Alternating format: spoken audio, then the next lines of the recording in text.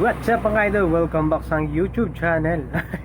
Alright, sa mga idol, bibigyan ko na kayo ng update dito sa nire-repair nating Challenger X9. So, dumating na po yung mga piyesa na in-order natin at nabuhay na yung Challenger na ito mga idol. So, papakita ko sa inyo mga idol to, titingnan natin. Medyo curious na ako sa kanyang stepper kung ano po yung ano niya, pag-step.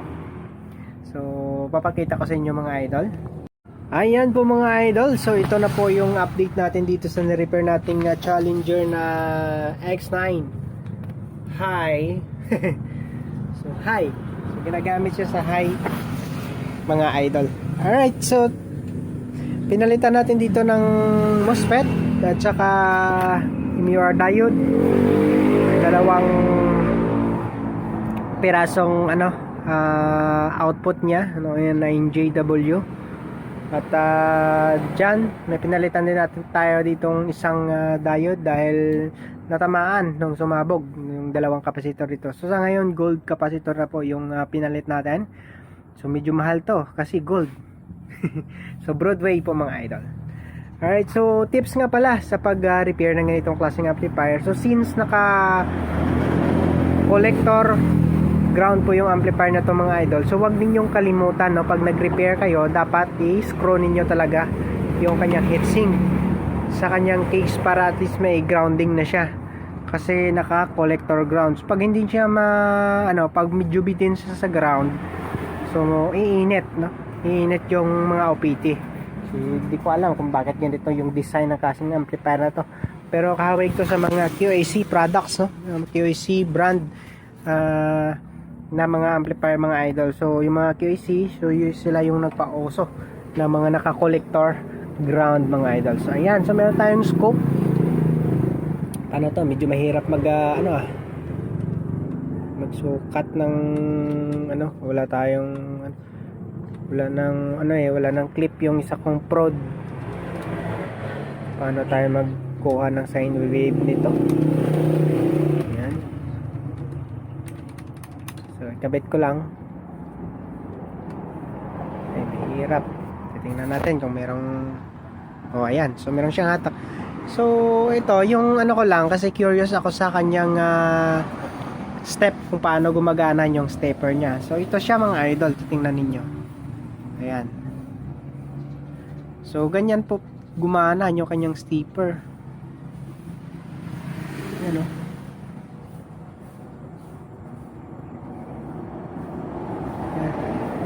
So hindi siya square wave kung titingnan ninyo. Ayan o. So sine wave po yung pagkakaano niya.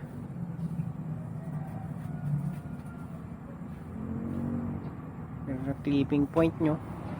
Alright, so ganyan po yung kanyang pag steps ng kanyang stepper.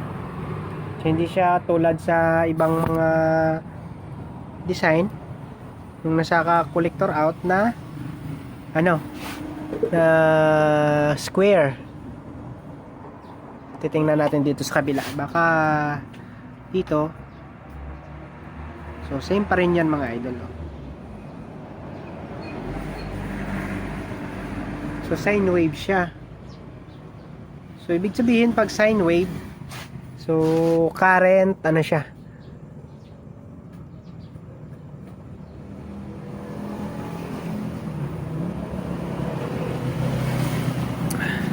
So yung stepper niya, yung binabato sa rail ay current. So ayan. So parang class G. Kasi yung mga class G amplifier mga idol, so ganyan yung nila, yung pag gumana yung stepper. So hindi siya square. So ibig sabihin hindi step up supply yung binabato. Yung binabato niya is current dito sa rail. Ayan. So gumagana na po ito mga idol. So papalitan natin syempre ng input. So tanggalin natin yung signal generator. Palit natin tong music player. Ayan. Ay, mukhang di nagagana yung music player natin. Ayan. Okay. So input. Ayan. So kabit natin yung speaker.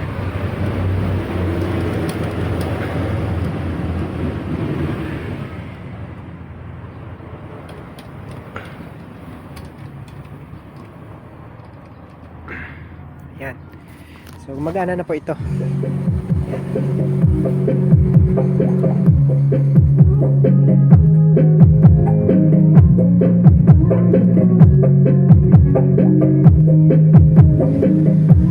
So ayan po, okay na po ito mga idol.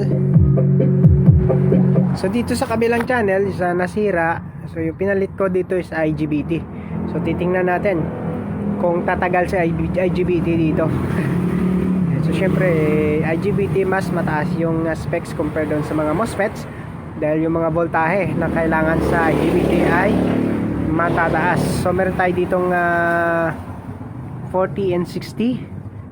So ano yan, 40 amperes yan, and 600 volts na IGBT. So Silan po yung brand na ginagamit natin dito. So titingnan natin kung gaano, no, kung tatagal si Silan dito mga idol. Ayan.